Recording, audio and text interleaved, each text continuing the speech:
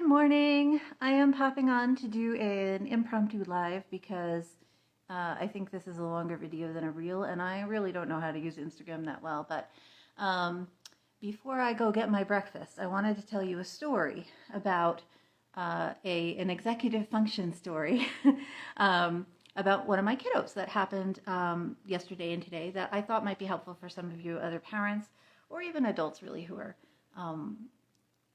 working or trying to figure out how to incorporate kind of executive function skills building into your daily life. So one of my kiddos is 7.5. She is ADHD and has a lot of the PDA traits.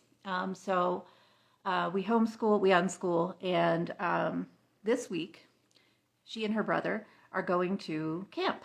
And it is a camp that runs from about 9 to 3, 5 days in a row. So that is a big ask for her, and it is a big interruption to her daily, summer schedule, which she's set up very well for herself. And so this is her second camp this year.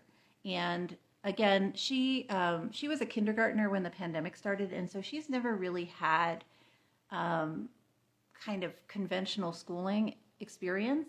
She has been to co-ops as homeschoolers, especially science and nature-based co-ops, and she has been to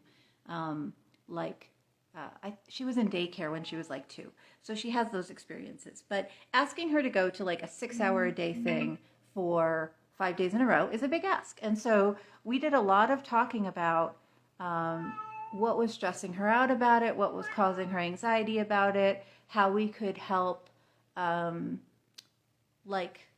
make it better, basically. We weren't going to make it perfect, but this was a case where I really needed them to go to camp this week. Little side note, I am on day 6 or 7 of single parenting. I am kind of a single parent all the time, in that their dad and I live separately in separate housings, but he is usually here in the evenings to hang out with them and have dinner with us and stuff.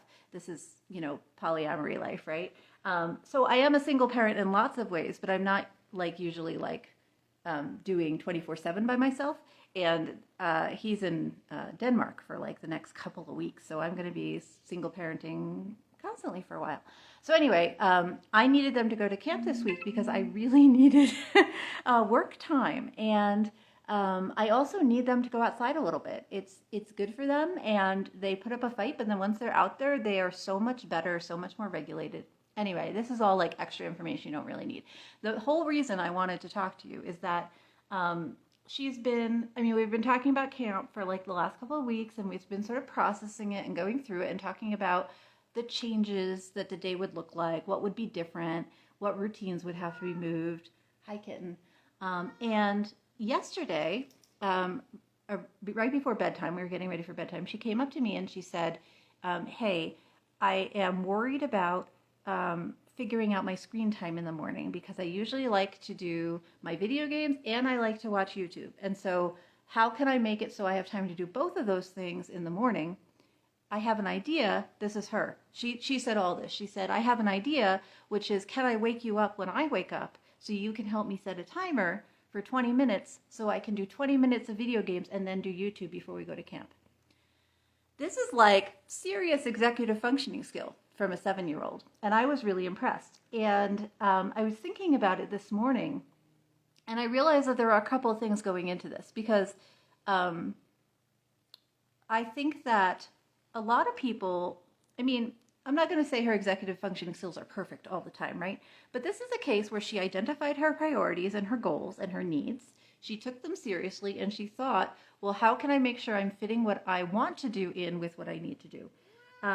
And this requires, future planning. This requires, planning multiple steps ahead, which is an executive function task. Prioritizing, right? What are the things I most want to do? And then what are the things I have to do? And how can I fit those all in appropriately, right? So those are the executive functioning skills I'm sort of mentioning when I talk about this. So when I talk to parents who are how can I get my kids to work with this? I think there's a couple of things that we've done in our household that sort of have led to her ability to do this at least some of the time very, very successfully. First, she knows that she can ask for help, right? She knows that she can ask me or her dad or even her brother for help planning out her video games. And we will take that request seriously because we know that she's identified this as a priority for her. And even though it might seem silly to us as parents to be like, oh, you need your 20 minutes of video games in the morning, in her mind it's really important. And by taking her seriously and her commitment to her projects seriously, we are helping her know that we're on her side and we're going to help her like plan out her day. Okay. So first thing is, even if your kiddo has a project that you as an adult might kind of think is silly or small or not important, if it's an important priority to your child, taking it seriously with them will support their ability to plan, right? So that's one thing. The second thing is we use timers for everything in this house. She sees me use them for my stuff. She sees her dad use them for his stuff. She sees her dad's girlfriend use it for her stuff. She sees her brother look at the clock and say, in 20 minutes, I'm going to do this, and then go do it. And her brother's autistic too. So executive functioning is something that we're building for him very strongly too. And so she has this idea that even though she's not really reading clocks yet and she's not really reading words yet, she has this idea that we can externalize. We can say, I'm not going to rely on my inner ability to do the thing. I'm going to give that job to something else, like the clock or the timer, or even your mom by waking her up in the morning and saying, can you help me with this, right?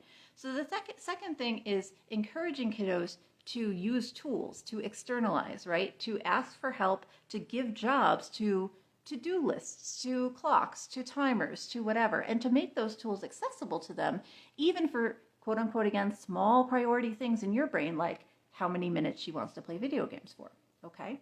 This is getting it in her brain so that when she's older, she can use these same planning tools for like quote unquote more important things, right? Like doing a job for pay or, getting her grocery store list done on time or whatever it is, okay? So that's the second thing. And then the third thing I just had, and then I lost it. What was it? I got distracted by a cat at a pivotal moment. This is a neurodivergent brain for you. So it's externalizing things. It's knowing priorities are important. Oh, forward planning. That's what I was going to say. So we practice forward planning in our house constantly over everything. And part of this is because I have two neurodivergent kiddos who are relatively anxious, right? They both are, we have autistic ADHD and PDA and some other stuff kind of going on. And me, I'm the same, and so is their dad. So all of us have worked hard on emotional regulation skills. All of us have a lot of visible tactics that we use to regulate ourselves and to keep ourselves calm, and to keep our nervous systems kind of in the happy middle area, where we're not overstimulated or understimulated. And all of us have some anxiety around our schedules and being able to plan ahead, because we know that in cases where we're in a situation that we haven't planned for, we might be more vulnerable to things like sensory processing and nervous system dysregulation, okay? So we all have kind of anxiety about that because it's a real thing that we have to deal with. So part of that is that all of us, to some degree at least, are used to planning ahead and thinking, well, what will I need to keep regulated and calm in this situation, right? And if the situation doesn't go exactly how I want, what are some backup options that I could have for regulating myself and calming myself? My daughter was able to think ahead and say, well, some of the things I need to go off to camp and feel like okay about being at camp for a whole day is I need to watch videos in the morning, and I need to play games in the morning, and I need to have and when she's watching videos, some of it is that she watches music videos and the music is regulating. Some of it is that she stims while she's watching videos. So there's a causative effect where the stimming is regulating her. So although I don't know that she could say, I need to stim in the morning so that I will be regulated when I go to camp, that is what she's doing. And so by kind of honoring her, again, this is like honoring her priorities, but by helping her honor her priorities, we are also supporting her to think ahead to what she will need to regulate herself and trusting her to know what she needs to regulate herself, right? So I might say, do you want to bring a stuffy with you? Do you want to bring a fidget with you? Can you think of anything else that you might want ahead of time, right? So I can ask questions that encourage her to think ahead. And I do that daily to encourage future planning abilities for her. But a lot of it is just that the more I encourage her to think ahead, and the more I point out when thinking ahead has supported her in the past, the more likely she is to in the future think ahead on her own and say, and come up to me at bedtime and say, can I wake you up at 6 a.m. so that you can set a timer for me so that I can, do my video games and do my videos and be ready for camp, right? So those are sort of, I know this was very rambly because this is a kind of a last minute thing, but this is some ideas for supporting executive functioning skills, even in very young kiddos, because again, she's 7.5, and there's a lot of things that we're still working on. We're certainly still working on emotional regulation. We're working on structures. We're working on communication skills. There's a lot to do when a kiddo's 7, and that's super normal. But you can see significant kind of results, for lack of a better word. She's a human. She's not like a computer program or something, but you can see these skills building and being usable for her and helping her feel more confident in her daily life and her abilities at 7.5, just through daily kind of practice of the skills and really honoring her as a person and honoring her needs as a person day to day as a parent. So anyway, I hope that's been helpful for some of you. And, thanks for being here. While I have you, if you're still here, 2 quick things. I'm going to post later today. I have a webinar coming up on Thursday. It's on using visual schedules in your household to support yourself as an adult. A lot of us use visual schedules for kiddos, but you can use them as a grown-up, and I do, and many other of my clients do, and it's super helpful. So we're doing a webinar on that on Thursday. You are welcome to join. You can join for free, or it's donations optional if you would like to throw some money in the pot to support future webinars. It's really appreciated. It's not necessary. So come join us for free if you would like to. I'd love to see you there. It's a webinar and then followed by a Q&A. So you can learn some cool stuff, again, about externalizing, right? Getting stuff out of your brain and onto systems that will help your executive functioning skills. And then the second thing, if you're still here, is that Neurodiverging is hiring. We are looking for 1 or 2 neurodiversity coaches and 1 or 2 content writers. They are independent contractor positions, and information is on neurodiverging.com. If you go on the homepage, there's a hiring banner on the page that you can click on. So I'll post about that on the Instagram proper in a couple of days, but go check that out and share it with any friends that might be interested. All the requirements and how to apply and stuff is right there.